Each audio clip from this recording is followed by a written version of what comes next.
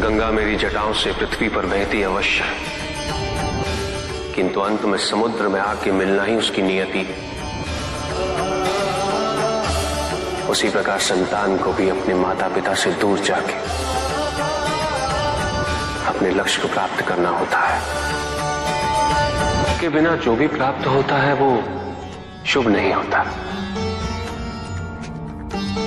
वो सत्य नहीं होता। किसी भी व्यक्ति की उन्नति उसकी सहजता से प्रत्यक्ष होती है, ना कि उसके अहंकार से। अहंकार हमें स्वयं की दृष्टि में बड़ा अवश्य बना देता है, किंतु दूसरे की दृष्टि में हमारा ओछापन प्रतीत होता है। हमारे व्यक्तित्व के दोष, उसकी अपरिपक्वता का प्रतीक है यह अहंकार। शक्तिशाली हो जाने का अर्थ ये नहीं कि तुम अपने उत्तरदायित्व से मुक्त हो गए हो। शक्तियों में वृद्धि के साथ उत्तरदायित्व और भी बढ़ जाता है। यदि हम अपनी अपेक्षाओं पर नियंत्रण पालें, किसी और के सुख से अपने सुख की तुलना ना करें, तो हम किसी भी परिस्थिति में सुखी रह सकते हैं।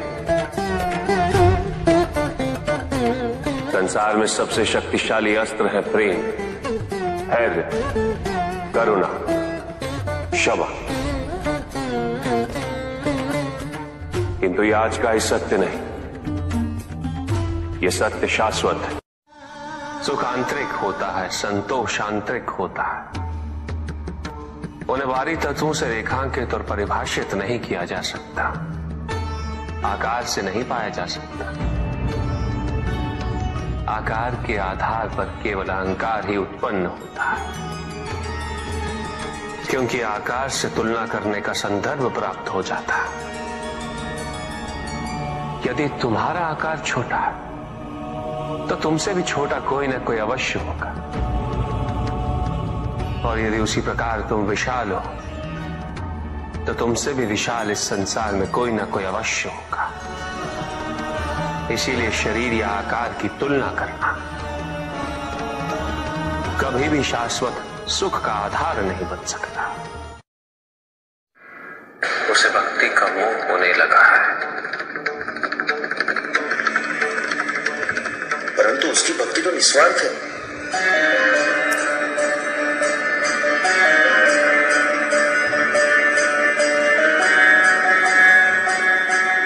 अवश्य गणेश, पुष्पदंत ने भक्ति के माध्यम से आज तक अपने लिए कोई कामना नहीं की। किसी भी प्रकार का लोभ नहीं है उसे, महत्वाकांक्षी भी नहीं है वो।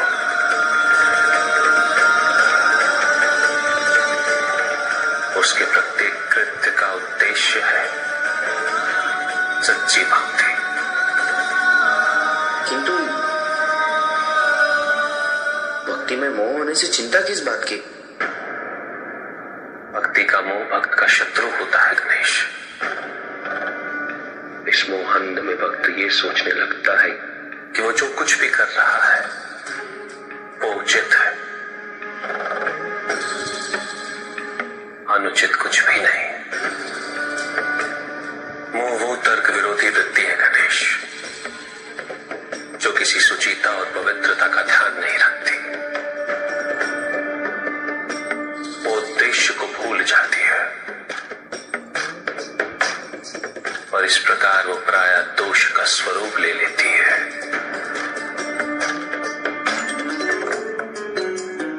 अंत को सांसारिकता की ओर ले जाती है, और सांसारिकता का आधिक्य बड़े से बड़े भक्त को तारकासुर, रावण और कुबेर में परिवर्तित कर देता है।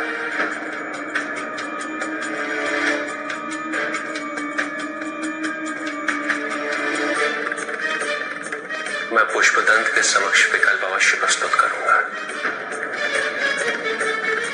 और वो किसका चयन करता है इसकी उसे पूर्ण स्वतंत्रता है, और यही निर्धारित करेगा उसकी नियति। भक्ति का मोह व्यक्ति से उसका विवेक छीन लेता है गणेश, उसकी संवेदना को भी छीन लेता है, और ऐसे में भक्त केवल विधियों में उलझ जाता है। निष्ठा छूटने लगती है और व्यक्ति आधिक्य को ही भक्ति समझने लगता है। भक्त स्वयं को आराध्य का अभिभावक समझने लगता है। उसे स्वयं ये भ्रम होने लगता है